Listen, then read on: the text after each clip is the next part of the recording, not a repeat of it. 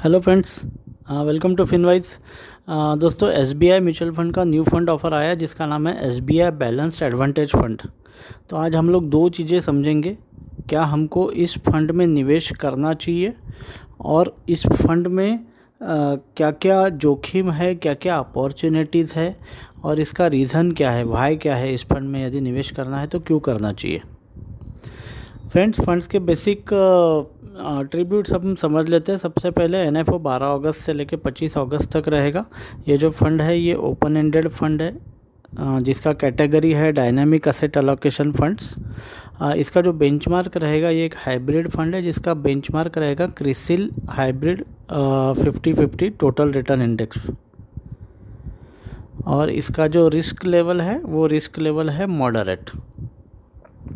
इसके जो fund manager है वो है मिस्टर गौरव मेहता और मिस्टर दिनेश बालचंद्रन, जो इक्विटी संभालेंगे। और जो डेट पोर्शन संभालेंगे वो है मिस्टर दिनेश आहूजा। मिस्टर मोहित जैन जो है वो इंटरनेशनल इक्विटीज़ पोर्शन हैंडल करेंगे।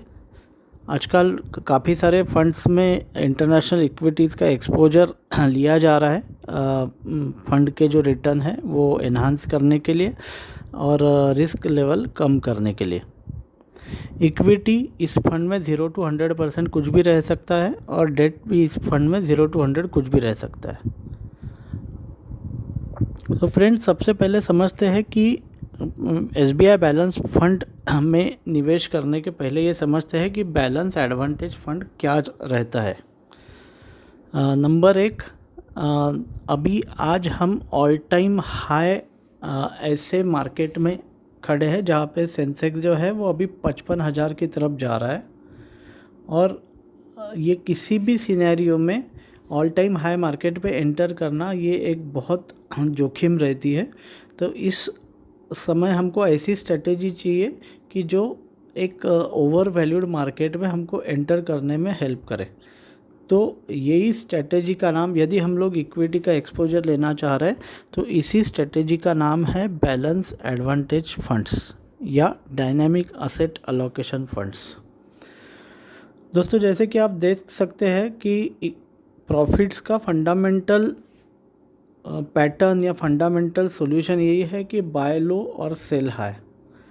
तो यदि कोई ऐसा फंड है कि जो लोअर मार्केट में इक्विटी को बाय करेगा, यानी बाय लो करे, लोअर मार्केट पे इक्विटी बाय करेगा और हायर मार्केट जब जाता है तो वहाँ पे इक्विटी को सेल कर देगा, यानी डेट का एलोकेशन बढ़ा देगा। तो ऐसा फंड हमारे को अच्छे प्रॉफिट दे सकता है, क्योंकि ये हायर मार्केट में सेल करेगा तो हमारी, क्योंकि प्रॉफिट बुकिंग हो जाएगा तो हमारी जोखिम भी कम हो जाएगी। तो इसी फंडामेंटल पे बेस्ड जो कैटेगरी है इसको बोलते हैं dynamic asset allocation category. Investing के दोस्तों दो बेसिक अप्रोचेस रहते हैं। एक रहता है फिक्स्ड असेट एलोकेशन, जिसमें फंड मैनेजर पहले ही दिन फिक्स कर देता है कि ये फंड में 70% इक्विटी रहेगा।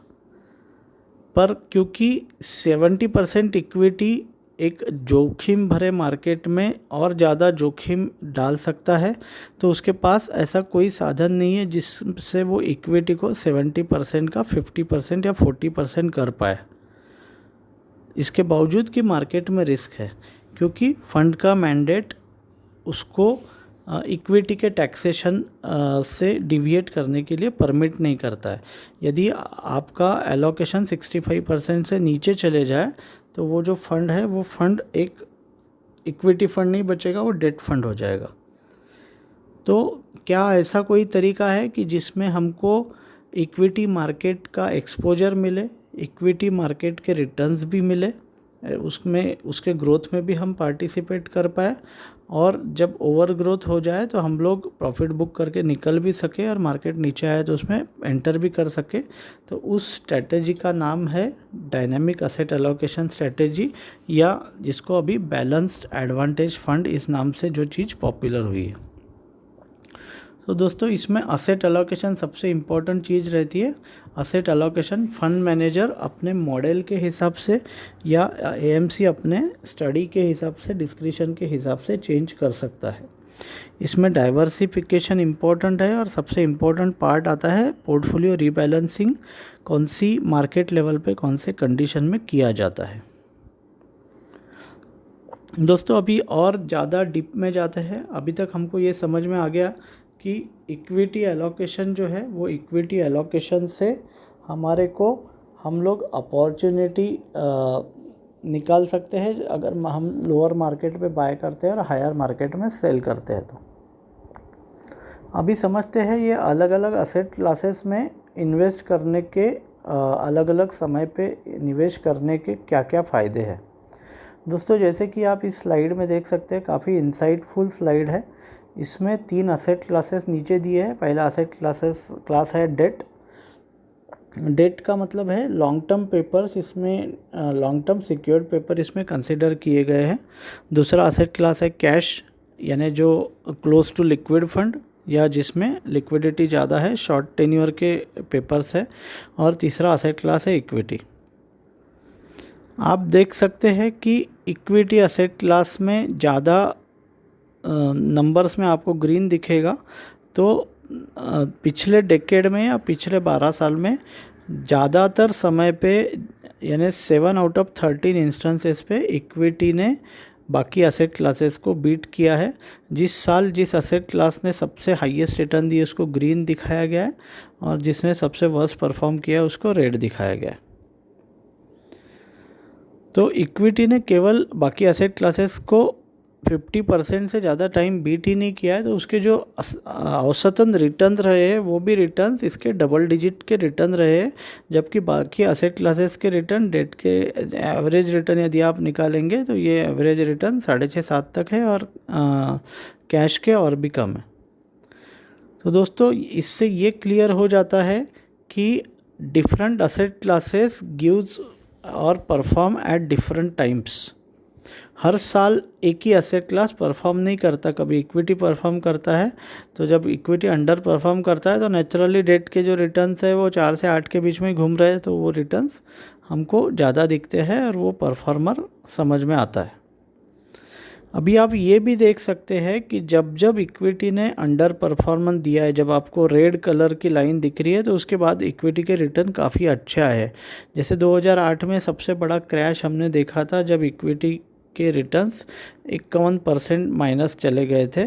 उसके बाद के साल में हमको 77% का रिटर्न्स मिला हुआ है। वैसे ही 2015-16 में 2 साल कंटिन्यूसली अंडर परफॉर्मेंस जब मार्केट का था, तब 2017 में 30% के रिटर्न्स स्टॉक्स ने या फंड ने जनरेट किए। तो ये एक बहुत बड़ा अपॉर्चुनिटी है कि मार्केट जब भी अच्छा ग्रीन में जब मार्केट जाता है और काफ़ी हाई रिटर्न देता है तो उसके बाद भी हमको अंडर परफॉर्मेंस दिखता है। तो क्या ऐसा कोई तरीका है कि जिसमें हम जब प्रॉफिट हो जाए तो उसको बुक करें और जब मार्केट रेड में आ जाए तो एंट्री करें? तो यही तरीका डायनामिक एसेट एलोकेशन में है। इसमें फंड मैनेजर ये अलग अलग परफॉर्मिंग असेट क्लासेस को पहले से एंटिसिपेट करके उसमें अपना एलोकेशन बढ़ाते जाएगा या घटाते जाएगा। जब जब मार्केट ओवर वैल्यूड होते जाएगा तो मार्केट के साथ वो काउंटर साइक्लिक अप्रोच रखेगा। मार्केट जब भी ओवर वैल्यूड हो जाएगा तो वो इक्विटी का एलोकेशन कम करेगा और हमारी जोखिम कम करेगा। इन्वेस्टमेंट का स्टाइल इस स्लाइड में समझते हैं। एक तो असेट अलोकेशन मॉडल के बेसिस पे इक्विटी और डेट का रेशो फिक्स किया जाएगा। उसका मिक्स ये जो है ये मिक्स फाइनलाइज किया जाएगा। फ्रेंड्स, इन्वेस्टिंग सक्सेस का सबसे बड़ा बॉटम लाइन है correct mix at correct time. यदि ये किसी को समझ में आ जाए तो वेल्थ क्रिएट करना बाएं हाथ का खेल है। तो यही प्रयास इस मॉडल के हिसाब से होगा कि जब इक्विटी हमको ओवर वैल्यूड लगता है यानी इक्विटी में जोखिम ज़्यादा है तो उस समय इक्विटी से बाहर निकल जाए और जब इक्विटी में सस्ता हो जाए तब इक्विटी में एंटर करे। ये फंड का टैक्सेशन जो रहेगा वो इक्विटी का टैक्सेशन रहेगा। जब मार्केट में इक्विटी को सेल किया जाएगा तो आर्बिट्रेज या डेट फंड में इसको लिया जाएगा और ये जो फंड है ये फंड एक एक्टिव इक्विटी भले ही उसका कम हो जाए पर इफेक्टिव इक्विटी वो 65% के ऊपर मेंटेन करेगा। इसका क्वांटिटेटिव फ्रेमवर्क ऐसा रहेगा कि ये मार्केट कैप बेस्ड एलोकेशन को ट्रैक करेगा और इन्वेस्टिंग स्टाइल इसका जो रहेगा वो वैल्यू और ग्रोथ और क्वालिटी की तरफ इसका बायस रहेगा। मतलब ये एक वैल्यू स्टॉक में भी डाल सकता है जो कि अंडर वैल्यूड या अंडर प्राइस स्टॉक रहता है। ये एक ग्रोथ स्टॉक में भी डाल सकता है जो कि एक्सपांशन मोड में है बिजनेस, या क्वालिटी बिजनेस में भी डाल सकता है कि जिसका एक स्टैंडर्ड सस्टेनेबल मॉडल है। ये सेक्टोरियल प्रेफरेंस पे काम करेगा। इसका मतलब है कि ये पोटेंशियल सेक्टर्स को आइडेंटिफाई करेगा, क्योंकि ऑलरेडी जोखिम कम हो चुकी है तो थोड़ा सा सेक्टोरियल अपॉर्चुनिटीज़ में ये निवेश करेगा। सिक्योरिटी सिलेक्शन इसका हाई कन्विक्शन एनालिस्ट आइडियाज़ से होगा और फंड मैनेजर का अपना डिस्क्रिशन रहेगा। Debt portfolio high quality paper से बनाया जाएगा सो दैट उसमें जोखिम कम रहे, क्योंकि पैसा डेट से नहीं बनाया जाता है, डेट में पैसा रखा जाता है, तो इसलिए वो पैसा इक्विटी से बनाएगा और डेट में सिक्योर करेगा। पोर्टफोलियो कंस्ट्रक्शन जो रहेगा ये एक इस हिसाब से डिज़ाइन किया जाएगा कि एक अल्फ़ा या प्रॉफिटेबिलिटी इंडेक्स के ऊपर जनरेट की जाए जो अंडरलाइंग इंडेक्स है, और एक अच्छा हैंडसम रिटर्न इन्वेस्टर के हाथ में रखा जाए। चलो दोस्तों, अभी साफ पैसे की बात कर लेते हैं। बैलेंस फंड के यदि आप लॉन्ग टर्म रिटर्न देखो तो 13-14% का रिटर्न बैलेंस फंड का दिखता है। अगले डेकेड में पिछले डेकेड के रिटर्न एक्सपेक्ट करना ये सही नहीं है, क्योंकि पिछले डेकेड में जीडीपी ग्रोथ रेट जो था पिछले 20 साल में वो ज़्यादा था और महंगाई भी ज़्यादा थी। अभी दोनों कम आ गए, तो हमारे रिटर्न्स एक्सपेक्टेशन हमको 12% पे लेके आने चाहिए। यदि आप इस फंड में एक डेकेड तक निवेश करके रखते हो तो आप ये अपेक्षा कर सकते हो कि इसमें आप 12% तक के रिटर्न्स मेरे हिसाब से जनरेट हो जाएंगे। 12% के रिटर्न्स का मतलब ये हो जाता है कि 6 साल में पैसा डबल हो जाएगा और 12 साल में पैसा 4 गुना हो जाएगा। तो हम लोग ये कंफर्टेबली अज्यूम कर सकते हैं कि 10 साल में पैसा 3 गुना के आसपास में हमारा बढ़ जाएगा। इसकी एनएवी 10 रुपये की हमको 30 रुपये के आसपास देखने को मिलेगी। दोस्तों, ये फ़ंड का टाइमिंग मेरे हिसाब से काफ़ी अच्छा है, क्योंकि market is at all time है, तो बैलेंस एडवांटेज फ़ंड जो है वो मार्केट में एंटर करने के लिए सही फ़ंड है। मेरा अपना इंडिविजुअल ओपिनियन या रेटिंग इस फ़ंड के लिए बाय है। एसबीआई म्यूचुअल फ़ंड के रिसेंट परफॉर्मेंसेस भी काफ़ी स्टेबल और इम्प्रेसिव रहे, तो मैं आपको मेरा ओपिनियन यही दूंगा कि यदि आपको इस फंड में निवेश करना है तो आप ज़रूर इसमें निवेश कर सकते हैं, कॉन्फिडेंटली निवेश कर सकते हैं। इवन फर्स्ट टाइम इन्वेस्टर्स को भी इसमें निवेश करना है तो 4 साल का अवधि रख के फर्स्ट टाइम इन्वेस्टर्स भी लमसम में इस फंड में निवेश कर सकते हैं, क्योंकि इसका रिस्क लेवल जो है वो मॉडरेट है। तो दोस्तों, अब आशा करता हूँ कि आज आपको कुछ नई चीज़ें समझ में आई होगी, नई चीज़ें मिली होगी। ऐसी नई चीज़ें यदि आपको चाहिए तो आप चैनल को सब्सक्राइब करने का ज़रूर सोचिए। Thank you friends.